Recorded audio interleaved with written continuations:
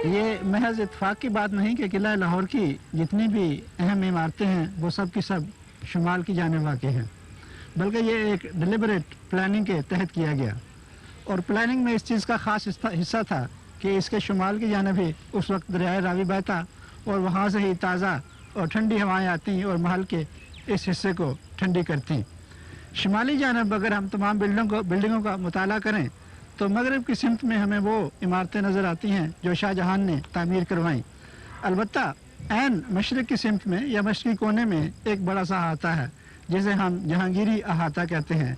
इसके शुमाल मशरक़ी कोने में एक छोटी लेकिन नहायत खूबसूरत इमारत है जिसे हम जहांगीरी ख्वाबगाह कहते हैं, और यही ख्वाबगाह हमारा आज का मौजू है। जहांगीरी ख्वाबगाह के फ़ौरन जनूब में ख्वाबगाहों का एक और तवील सिलसिला है और ये भी जहांगीरी ख्वाबगाह ही कहलाती है। ये तमाम का तमाम सिलसिला जहांगीरी अहाता के मशरक़ी सिमत में वाक़ा है। कोने में चलकर हमें एक बोसीदा सी इमारत नज़र आती है जिसमें जा बजा मुग़ल दौर की निशानियाँ अब भी बाकी हैं। ये इमारत सिखों के दौर में तामीर हुई और बतौर हवेली इस्तेमाल होती है। इससे आगे दौलत खाने की इमारत है जो कभी 62 कमरों पर मुश्तमिल थी, अब इसके बेशुमार कमरे मुनहदम हो चुके हैं। यूँ ही हम जनूब मगरबी सिमत की तरफ देखते हैं तो वहाँ भी हमें एक 2 मंजिला इमारत नज़र आती है। ये इमारत रंजीत सिंह के ज़मानों में तामीर हुई। इस इमारत के आगे मज़ीद शुमाल मगरब की जानिब जो एक दाखिल होने का दरवाज़ा नज़र आ रहा है और सुरख सैंडस्टोन का बना हुआ है, ये शाहजहानी दौर की इमारत है और शाहजहानी ख्वाबगाह ही कहलाती है। आगे तवील बरामदों का एक और सिलसिला है और ये उस सिलसिला को बैलेंस करता है जो हमें मशरक़ की जानिब नज़र आया था। ये भी बहुत सी ख्वाबगाह है। जबकि ऐन कोने में या यूँ कहिए कि शुमाल मगरबी सिमत में एक और 2 मंजिला इमारत नज़र आ रही है और ये इमारत जहांगीरी ख्वाबगाह को बैलेंस करती है।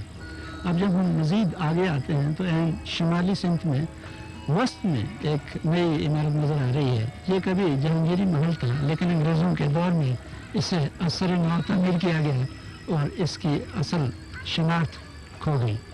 इस इमारत के मशरक़ की जानिब और अहाता की शुमाल की जानिब एक आपको मुग़ल दौर की और इमारत नज़र आ रही है।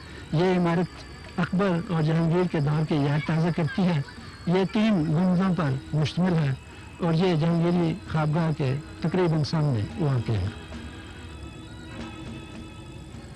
ये इमारत बाहर की जानिब से देखें तो 2 मंजिला नज़र आती है लेकिन हकीकत में ये ऐसा नहीं है।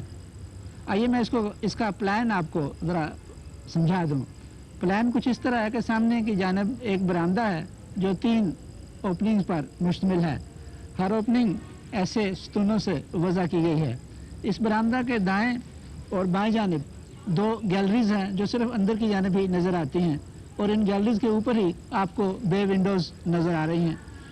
इन गैलरीज के बिल्कुल पीछे दाएं और बाएं जानिब एक दफ़ा फिर ऊपर चढ़ने के 2 ज़ीने हैं, जबकि इस बरामदे के बिल्कुल पीछे इस ख्वाबगाह का वो मेन स्लीपिंग चैम्बर है जहां बादशाह आराम करता था और इसी स्लीपिंग चैम्बर से मुल्हिक एक छोटा सा गुस्ल खाना भी है। इस इमारत के पीछे की जानिब एक छोटा सा सेहन है। उस सेहन में से एक जीना नीचे उतरता है और ये जीना उस सुरंग में चला जाता है जो नीचे यहाँ से शुरू होकर मगरब तक चली गई है और इस किला की बहुत सी इमारतों को आपस में मिलाती है। शुमाल मगरबी सिमत में इस इमारत का एक बुर्ज वाक़या है जो बतौर हवा महल इस्तेमाल होता था। ये बुर्ज अंदर से इंतहाई खूबसूरत है, उसका अभी हम ठहर के जायज़ा लेंगे। जहांगीरी दौर और शाहजहां के दौर की इमारतों में एक वाज़ेह फ़र्क है, तो वो फ़र्क है कंस्ट्रक्शन का और मटेरियल का। जहांगीर ने इमारत में अक्सर रेड सैंडस्टोन इस्तेमाल किया जबकि शाहजहां ने उसकी जगह सफ़ेद संगीज़ मरमर इस्तेमाल किया। एक और फ़र्क जो हमें वाज़ेह तौर पर नज़र आता है वो ये है कि जहांगीर ने इस तरह की कॉलम्स की बेसिस बनाई और उनके ऊपर 12 पहलू वाले कॉलम तामीर किए, लेकिन बीच में एक कॉलर भी दिया। ये कॉलर ख़ास तौर पर हिंदू तर्ज तामीर की यादगार है। इस तरह की तर्ज तामीर जहांगीर के बाद हमें नज़र नहीं आती। इन कॉलम्स में भी हमें एक बेस नज़र आती है, उसके ऊपर ये मोटिव है जो जहांगीरी दौर तक चला गया लेकिन संगमरमर में, और फिर ऊपर शेफ्ट शुरू होती है। इस शेफ्ट में हमें बहुत सी पत्तेदार कंस्ट्रक्शन और इस किस्म की इनग्रेविंग्स नज़र आ रही हैं। ये कॉलर बाहर निकला हुआ है اور پھر 12 کے 12 پہلوؤں کو ایک بینڈ کے ذریعے جدا کر دیا گیا ہے، اور اس کے بیچ میں ہمیں ایک بیل چلتی نظر آتی ہے جس میں 6 پہلوؤں 6 پتیوں والے پھول اور گلاب کے پھول صاف نظر آ رہے ہیں۔ ان کے اوپر جا کر ان کالمز کی کیپٹلز ہیں۔ اب یہ بھی چیز قابل غور ہے کہ یہ کالم تنہا نہیں، بلکہ جہاں جہاں یہ کالم استعمال کیے گئے ہیں یہ 2 کالمز یا ڈبل کالمز ہیں۔ اس برآمدے کے باہر بھی 4 ڈبل کالمز کی جوڑیاں نظر آ رہی ہیں۔ یہ ڈبل کالمز جو بیچ میں ہیں یہ مکمل ہیں، جبکہ دائیں اور بائیں جانب جو 2 کالمز کی جوڑیاں ہیں وہ نصف ہیں اور دیوار کے ساتھ جڑی ہوئی ہیں۔ اب اوپر چڑھ کر ان کا کیپٹل ہے، کیپٹل کے اوپر ایک جوائن کرنے والی بریکٹ ہے، پھر بریکٹ کے باہر ایک اور بریکٹ ہے جو باہر کو نکلی ہوئی ہے۔ اس کے 3 پہلو ہیں۔ ایک پہلو تو ہے جو بریکٹ جو سرپنٹائن بریکٹ ہے، پھر اس کے آگے ایک گلدان ہے، اور اگر آپ اوپر چل کر دیکھیں تو یہ بریکٹ 2 منزلہ بن جاتی ہے۔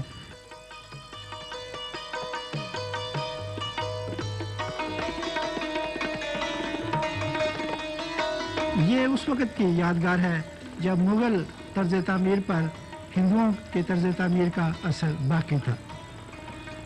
برآمدے کی دونوں جانب جو بے ونڈوز ہیں وہاں سے ہم بریکٹس کا ایک بھرپور جائزہ لے سکتے ہیں۔ یہ ایک بریکٹس کا کلوز اپ ہے۔ یہاں پہلے تو ہمیں یہاں بنا ہوا ایک موٹیو نظر آ رہا ہے جسے ہم عربس موٹیو بھی کہہ سکتے ہیں، جو تبدیل ہو کر سرپنٹائن موٹیو میں تبدیل ہو جاتا ہے اور اس طرح بہتا ہوا اس گلدان پر اختتام ہوتا ہے۔ پھر یہاں ایک ہمیں سن فلاور موٹیو نظر آ رہا ہے جو مغل آرکیٹیکچر پر ہندو آرکیٹیکچر کی انفلوئنس کی یاد تازہ کرتا ہے۔ ایک بیل چلتی ہے، اس کے اوپر ایک کارنس ہے، اور یہاں آ کر اس بریکٹ کی پہلی منزل ختم ہوتی ہے۔ اس منزل کے اوپر ایک اور گلدان ہے، اور اس گلدان کے آگے گنیش یعنی ہاتھی کا مجسمہ ہے۔ اس مجسمے کے اوپر اس بریکٹ کی دوسری منزل ہے، اور اس منزل کے اگر آپ باہر کی جانب دیکھ سکیں تو ایک اور گلدان نظر آتا ہے۔ اس قسم کا ایک گلدان اس طرف اور ایک سامنے کی جانب ہے، اور اس نکلی ہوئی بریکٹ کے اوپر ایک ٹرانسورس بیم پڑا ہے جس کے اوپر عمارت کا چھجا ریسٹ کر رہا ہے۔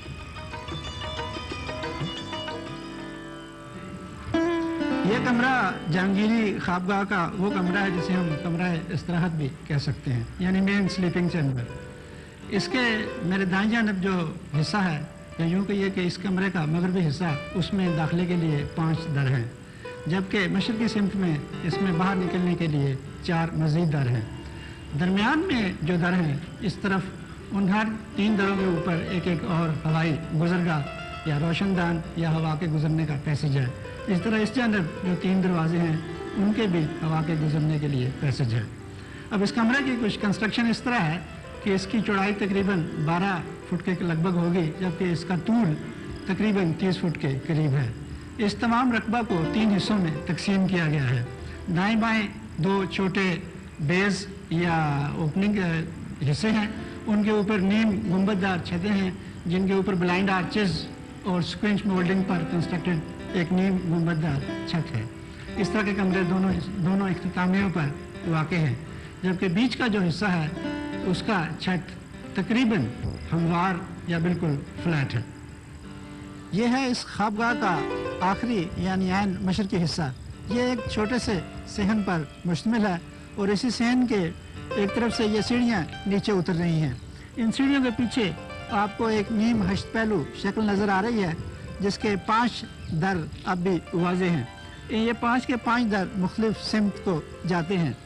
سامنے کا در ایک گیلری کی صورت اختیار کرتا ہے جو اس برج کے گردا گرد گھوم جاتی ہے، جبکہ ایک دائیں طرف والا در وہ در ہے جو اس برج کے درمیانی حصے میں ہمیں لے جاتا ہے، اور پھر اس طرف جو ایک در نظر آ رہا ہے یہ گیلری ادھر سے داخل ہوتے ہیں اور اس در سے ہم باہر نکل آتے ہیں۔ اس طرف والا در ہمیں خوابگاہ کے اندرونی حصے کی جانب لے جاتا ہے۔ یہیں سے ہمیں اس برج کا بھی ایک مطالعہ کر لینا چاہیے۔ یہ اس برج کی دوسری منزل ہے، اور یہ برج بھی ہشت پہلو ہے۔ اس کے اوپر ایک چھت ہے جو مختلف بریکٹس اور ایک چھجے پر بنایا گیا ہے۔